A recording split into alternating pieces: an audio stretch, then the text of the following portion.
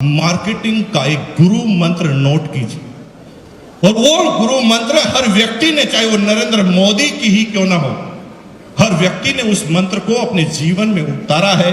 उस गुरु मंत्र का नाम है, जो दिखता है वो बिकता है। हेलो, क्या बोला? क्या बोला? जो दिखता है वो बिकता है, लेकिन बिकता उसका है जो बोलता है। जो दिखता है वो बिकता है, बिकता उसका है जो बोलता है, और बार बार उसका बिकता है जो सच बोलता है। ये दुनिया की पूरी मार्केटिंग का सिद्धांत है। एक बार बेचना है, बढ़िया बढ़िया दिखा दो, और बार बार बेचना है तो सच बोलना पड़ेगा। अगर सच नहीं बोलोगे काम नहीं होगा। एक आदमी बहुत परेशान था, एक कंपनी में भर्ती हुआ, कंगे बनाने वाली कंगी कॉम। उसे 20 कंगी का टारगेट दिया गया कि एक 10 रुपए की कंगी है, 20 बेचोगे तो आपकी इतनी सैलरी हो। बेचारा पूरे दिन भर कंगी बेचता था। अब कंगी की जरूरत किसी को थी नहीं, सबके घर पर अपनी जेब में कंगी थी। टारगेट पूरा नहीं हो रहा था, तो टारगेट पूरा नहीं हुआ तो उसने एक युक्ति सोची, और वो एक टकले आदमी के पास पहुंच गया जिसके पास बाल थे ही। उस टकले आदमी के सामने जाकर बोला, भाई साहब कंगी ले लो। टकले आदमी को इतना गुस्सा आया, उससे लगता कि इसका सिर फोड़ दूं मैं। वो कह, साला मुझे चिढ़ा रहा है, मेरे पास बाल ही नहीं है और तू कह रहा कंगी ले लो। वो कह, सर मैं इसीलिए तो आया हूं, थोड़ा सोचो ना कि आप टकले हैं, फिर मैं क्यों आया, यही तो समझाना चाहता हूं। सर हमारी कंगी है इतनी जबरदस्त कि आप 3 महीने तक रोज सोने से पहले इसको 5 बार रगड़ो, और रोज सोने के बाद में 5 बार रगड़ो, उठने के बाद 5 मिनट। अब बेचारा 5 बार 5 रगड़। अब ये डिसीजन कैसे होते हैं? 90% लोग इमोशन की मार्केटिंग करते हैं। अब जब आप सुबह सुबह या रात को 2 बजे भी टीवी चैनल खोलोगे ना, तो कोई ना कोई मार्केटिंग कंपनी आपको नजर आएगी, और उसके अंदर आपको ये बताया जाएगा कि हमारे प्रोडक्ट से क्या होगा। इमोशनल क्या होता है? बेचारा टकला एक दिन में थोड़ी हुआ है? उसने बाल को रोकने की कोई प्रयास नहीं किए होंगे, आपको लगता है 50, 100, 200 बेचारा प्रयास कर चुका है। कभी कोई कहता है इसके ऊपर गाय का गोबर लगा लो, बेचारा उसने गोबर भी लगाया। कोई कहता है इसके गोमूत्र लगा लो, उसने गोमूत्र भी लगाया। किसी ने कहा ताजा लगा लो, सुबह 4 बजे ही गाय के पीछे जाके खड़ा हो गया, ताजा लगा। इतने प्रयास करने के बाद उसके बाल गए हैं, लेकिन फिर भी वो आपकी बात क्यों मान लेता है? वो कहता साला इतने तो नुकसान कर लिए, इतने डॉक्टर के पास गए, तो ये तो ऐसी युक्ति बता रहा है जिसमें ज्यादा पैसा नहीं लगने वाला, केवल 20 रुपए की कंगी। वो मन ही मन सोचता है, नहीं आए तो अभी कौन से हैं, और आ गए तो। अब वो इमोशन से कहता चल कंगी दे। कंगी तो बिक जाती है मेरे भाई, एक बार आपने गड़बड़ बोल दी बिक जाएगी कंगी, लेकिन ऐसी कंगी बेचने वाला आदमी कभी जिंदगी में दोबारा उस टकले की गली में जा पाएगा? और गया तो उसको गंजा करके भेजा जाएगा। जो दिखता है वो बिकता है, बिकता उसका है जो बोलता है, और बार बार उसका बिकता है जो सच बोलता है। एक छोटा सा एग्जांपल देते हैं, आपको समझ में आ जाएगी पूरी की पूरी बात। आपको छोटे से एग्जांपल में समझ में आ जाएगी। आपने ट्रेन में सभी लोगों ने सफर किया होगा, सभी लोगों ने ट्रेन में सफर किया होगा। एक छोटी सी घटना आप देखिए उस ट्रेन के अंदर जो होता है, आप उसको समझिए, और आपको यह सिद्धांत पूरी तरह मार्केट में दिमाग में फिट हो जाए। ट्रेन की बोगी है, ट्रेन की बोगी में 10-20 आदमी को चाय पीने की इच्छा हो रही है, तलब हो रही है चाय पीने की, कोई चाय वाला आ जाए। तभी एक मायूस सा चाय वाला चाय की केटली अपने हाथ में लेकर उस बोगी के बाहर से गुजरता, बोलता कुछ नहीं, बोगी के बाहर से सिर्फ गुजरता। अब यहां पर जिसकी भी नजर चाय पीने की इच्छा जिसकी है, उसकी नजर चाय वाले पर पड़ी, तो उसने तुरंत उससे पूछा, चाय है क्या? इसका मतलब उसने कुछ भी नहीं बोला, फिर भी चाय क्यों बिक रही है? क्योंकि जो दिखता है वो बिकता है। तो पहला काम क्या करना? दिखाने का। लेकिन कंसेप्ट नंबर 2 में जब आप आएंगे तो आप क्या देखते हैं कि एक चाय वाला बोगी के अंदर घुसता है और वो बोलना चालू करता है, चाय चाय चाय चाय, दुनिया की जोरदार चाय, दुनिया की शानदार चाय, एक बार पियोगे 1000 बार पियोगे। याद रखोगे भाई साहब, चाय की है गारंटी। याद रखना आप कि अगर पसंद नहीं आई तो पैसा वापस दिया जाएगा। चाय चाय चाय। अब आप क्या देखते हैं कि जिसकी चाय पीने की इच्छा नहीं है वो भी पीता है। जो दिखता है वो बिकता है, बिकता उसका है जो बोलता है। और जब तक आप दिखाओगे नहीं, काम होगा नहीं। और टकले वाली बात तो मैंने आपको तीसरी बता दी कि बार बार उसका बिकता है जो सच बोलता है। अब इसकी शुरुआत कैसे करनी? कुछ मत करो मेरे भाई। जब भी आप आरसीएम बिजनेस किसी को समझाने जाओ और पहली ट्रेनिंग उसे दो तो उसे सिंपल सी बात करो, भाई तुम बाद में आरसीएम करना, पड़ोसी की बात बाद में जाना, सीधा सा पहला काम कर, घर के प्रोडक्ट बदल। और तुझे कैलकुलेशन लगा कि तेरे घर में अगर 5000 के प्रोडक्ट हर महीने यूज आते हैं तो तू 10,000 के खरीद ले। और 10,000 के खरीद लेगा तो कितना नुकसान होगा तुझे? कितना नुकसान होगा? 1 रुपए का नहीं होगा। इस महीने जो यूज नहीं आ रहे वो अगले महीने यूज आ जाएंगे। हेलो, नुकसान तो कुछ हुआ नहीं। तू क्या कर, 10,000 का प्रोडक्ट एक साथ ले ले और एक अपने घर में जिस ड्राइंग रूम में आप घुसते हो उस दीवार को, सामने वाली दीवार पर जो भी सबसे पहले नजर पड़ती है उस दीवार पर तुम इन सारे प्रोडक्ट को सजा दो। सिर्फ सजाने से ये पूरे 3 सिद्धांत काम होंगे।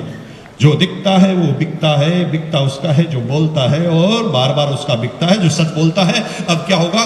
4 फायदे में बैक टू बैक बता रहा हूं आपको। फायदा नंबर 1 यह हुआ, आप अपनी डाउनलाइन, आप सभी लोग लीडर हैं। Are you leader? Are you leader? आप सब लोग लीडर हैं तो आपकी टीम है, और आपकी टीम में एक प्रॉब्लम आती है जो मैं आपको बता दूं, जो मेरे घर में आती थी पिछले 2 साल पहले, वो मैं आपको बता दूं। रात को अचानक बीवी बोलती है, 11 बजे मान लेते हैं, रात को 11 बजे अचानक बीवी बोलती है सब्जी नहीं बन सकती, हल्दी खत्म। क्या करोगे? 11 बजे कहां से लाओगे? पड़ोसी नहीं है तो कहां से लाओगे? हेलो, प्रॉब्लम ही प्रॉब्लम है। और आपको आश्चर्य होगा होता क्या? जब भी ऐसी अचानक कोई विविधा आती है हमारे घर में तो हम तुरंत पास में जो दुकान है उसके पास ढूंढ के जाते हैं, चाहे उससे जिंदगी में कभी भी मान नहीं लिया, लेकिन अब आपकी मजबूरी है, उसी के पास जाते हैं और उसे कहते हैं भाई साहब ये 100 रुपए लो, सबसे छोटा वाला पैकेट दे दो, क्योंकि कल तो मैं आरसीएम के पिकअप सेंटर पर जाकर नया लाऊं। अब थोड़ा सोचो कि आपकी टीम में अगर 1000 आदमी हैं, 1000 आदमी एक महीने में एक बार ऐसी गलती करते हैं, सिर्फ एक बार, तो 1000 into 100, 1 लाख का नुकसान आप हर महीने कर रहे हैं। सिर्फ अगर आपने हर व्यक्ति को प्लान में समझा दिया होता कि माल तुझे समझाना है तो ये 24 घंटे की दुकान हो जाती है, 24 आवर्स।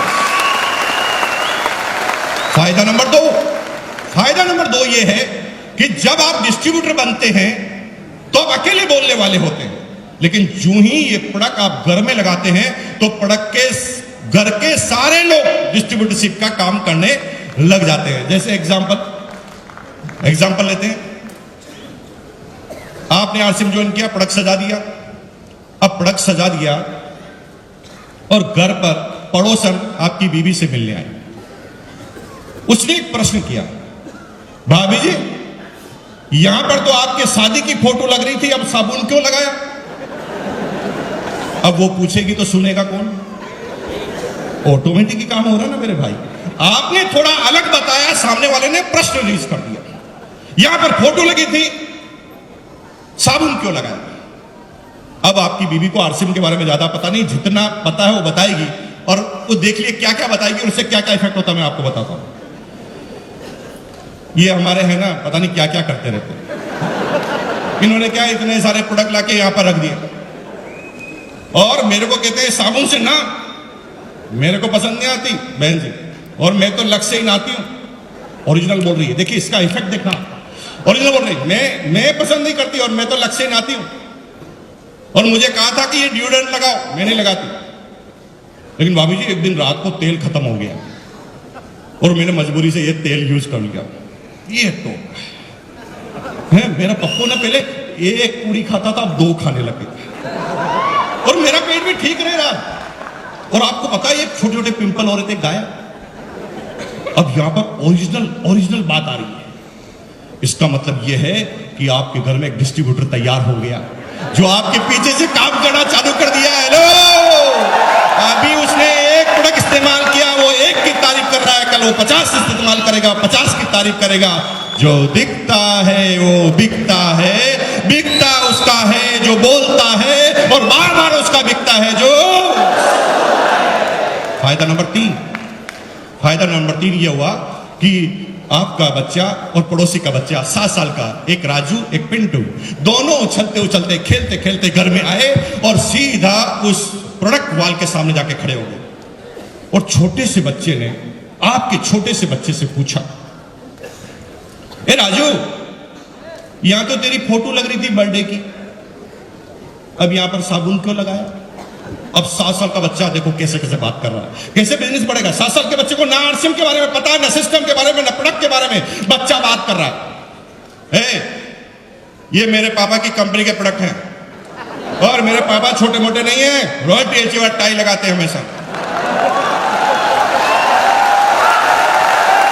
उसे आरसीएम के बारे में पता नहीं है। लेकिन वो छोटा जो दूसरा बच्चा है ना राजू, वो क्या सोच रहा है, मैं पिछड़े की औलाद हूं, इसका बाप ही सब कुछ है और मेरा बाप कुछ नहीं। फिर वो आगे बात करता है, एक सुन, ये मेरे पापा के प्रोडक्ट है, मेरे पापा की कंपनी के प्रोडक्ट है और ये एरे गिरे को नहीं मिलते, मेरे पापा को मिलते हैं सिर्फ। और तुझे पता ना हर गेंद पे आजकल चौका और छक्का क्यों लगता है? नीट रिचार्ज किट्स है, इसकी वजह से। और मेरी मम्मी क्या कह रही है पता? मेरी मम्मी कह रही है कि इस बार नंबर 1 आने वाला हूं क्लास के अंदर। अब वो राजू भड़क गया, वो साला यही सब कुछ करेगा, न्यूट रिचार्ज भी यही पिएगा। वो सीधा अपनी मम्मी के पास, आपको 2 साल से आरसीएम करते हुए देख रहा है, फिर भी वो आरसीएम नहीं कर रहा है। हेलो, लेकिन सबसे अच्छा पड़ोसी बनने का बार बार दिखावा जरूर कर रहा है। रोज आपके घर पे आएगा, रोज प्रोडक्ट के सामने आएगा, रोज प्रोडक्ट को उठाकर देखेगा, उसके कंटेंट पड़ेगा, रेट पड़ेगा, लेकिन रख देगा, लेगा नहीं। बोलो क्यों नहीं लेता बताओ? क्योंकि वो आपसे प्यार करता है। वो बोलता है आई लव यू बाबा, क्योंकि मैं तेरे से प्रोडक्ट लूंगा तो तू करोड़पति बन जाएगा, और तू करोड़पति बन जाएगा तो मेरा पड़ोसी कैसे रहेगा? मैं अपने पड़ोसी को खोना नहीं चाहता। I love you Baba. Hello,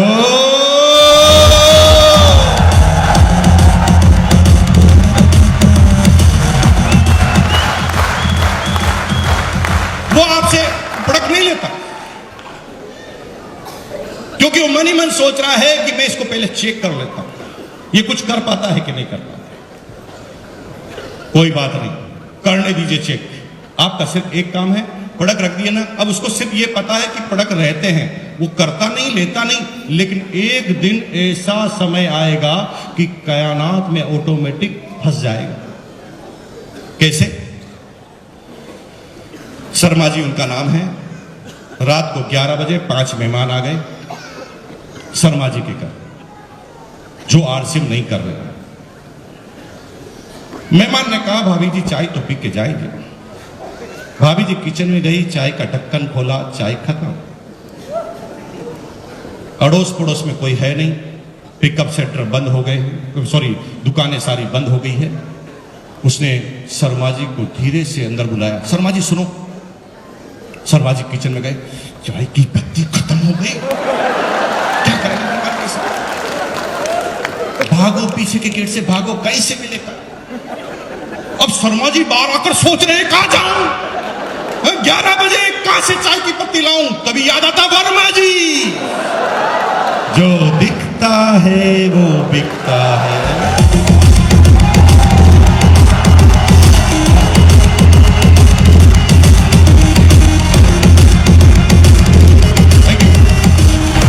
अब क्या हुआ रात को 11 बजे वर्मा जी के पास आया। वर्मा जी, मैंने सोचा कि आज आपका प्रोडक्ट इस्तेमाल कर लिया जाए। रात को 11 बजे वर्मा जी क्या पागल है? रात को 11 बजे प्यार उमड़ रहा है। देखो, मैं सोच रहा हूं कि आज आपके प्रोडक्ट इस्तेमाल करके देख लिए जाए, और मैं सबसे पहले आपकी चाय की पत्ती को चेक करना चाहता हूं। ये समझ गया, पूरा फंस चुका है। रात को 11 बजे कोई चेक करने नहीं आता। अब उसने चाय की पत्ती उठाई। शर्मा जी ने बोला, हाँ प्लीज आप ले सकते हैं, ये आपके लिए ही है। उसने फटाफट चाय की पत्ती उठाई और पीछे की तरफ रेट देखी और पूछा कि कितना दूं। सोचा कि पड़ोसी है, कुछ तो डिस्काउंट देगा। तभी तुरंत शर्मा जी बोल गए, नहीं नहीं नहीं, ज्यादा देने की जरूरत नहीं, जो लिखा हुआ उतना, ज्यादा नहीं, जो लिखा हुआ उतना। मजबूरी में चाय की पत्ती ले ली गई। यहां पर हो गई आपकी सेल। अब चक्कर क्या पड़ा देखिए, पांचों मेहमानों ने चाय पी और योग ऐसा बैठा कि पांचों मेहमानों ने चाय पीकर आधा घंटे में से 15 मिनट केवल चाय की तारीफ की। क्या बोला, भाभी जी क्या चाय बनाती। एक तो मेरी मां चाय बनाती थी, भगवान कसम मां की चाय की याद आ गई।